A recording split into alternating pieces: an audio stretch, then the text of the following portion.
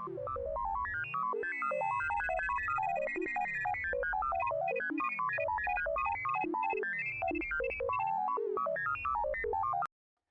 ang pag-aaral natin ay tungkol sa emotion detection. So first, emotion detection for text. So ito na nga po. Ito na yung nag-run ako ng code dito. Kasi ayan, ito yung mga naran ko na. Naran kong code para sa text. Niran ko na siya para hindi na ako mahirapan para ipakita sa inyo. So ito na yung code. Naran ko na siya, then ito po yung result sa baba. Yan, as you can see, ayan yung result. Then ito na nga po. Isa base sa nasagap ng AI, ito yung emotion na meron dun sa text na yon. So next naman natin yung emotion door detection for image. So ito na nga, nag-run na rin po ako ng code kanina. And then ito yung first code para mapaglagay tayo ng upload tayo ng file. Then ayan yung result niya. As you can see, mahaba. Then ito naman, next dito na tayo mag-upload ng file. So maglalagay tayo ng panibagong code. Ayan nga po yung niran kong code kanina. Ayan yung para makapag-upload ng file. Then ito pang sa baba, ito yung in-upload ko na file. Hindi ko na po mapapakita dahil nakarun na po siya.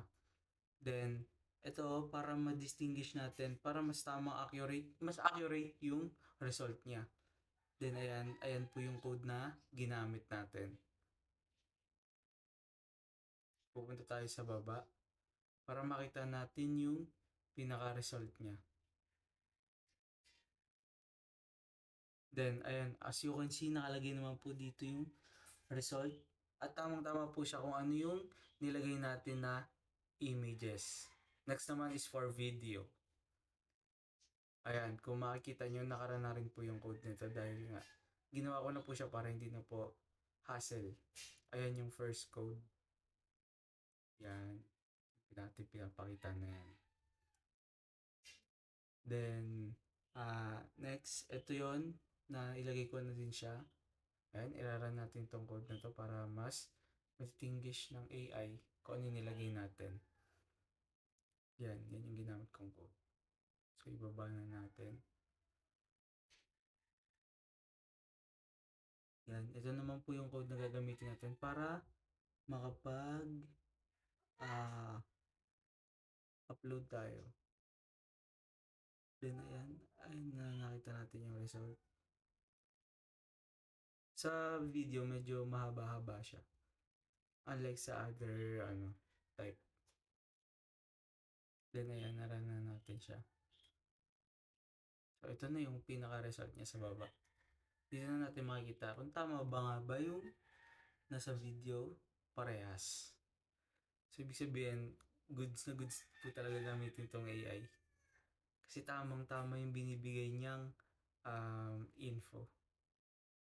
What I've learned in this activity is that mas lalo ko natutunan na maraming bagay pa ang nagagawa ang AI.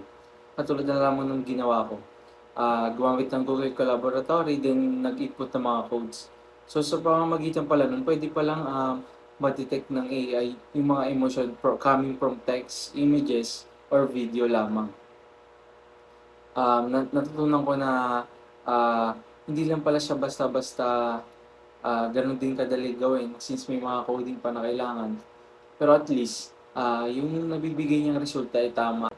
I am interested to learn more about AI because in this modern technology era, halos lahat na po ay technology ang nagpapagalaw. So, mas malaking tulong po kung matututo pa po ako ng mas marami about AI since magagamit ko po siya hindi lamang sa school, kundi sa pang araw-araw ko na rin pamumuhay.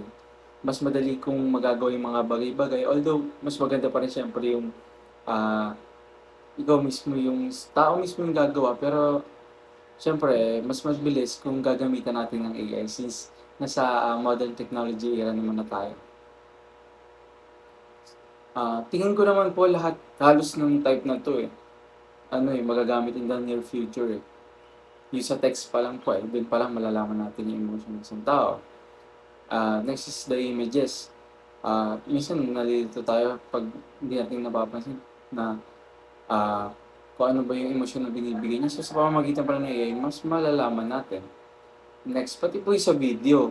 Lalo na sa video, since may mga video na mga a bit confusing na hindi natin malaman ano bang emosyon pinapakita nito, parang nakakagulo, ganyan. Di magagamit natin yung AI na yun para ma-detect natin. So, yun lang po. Thank you.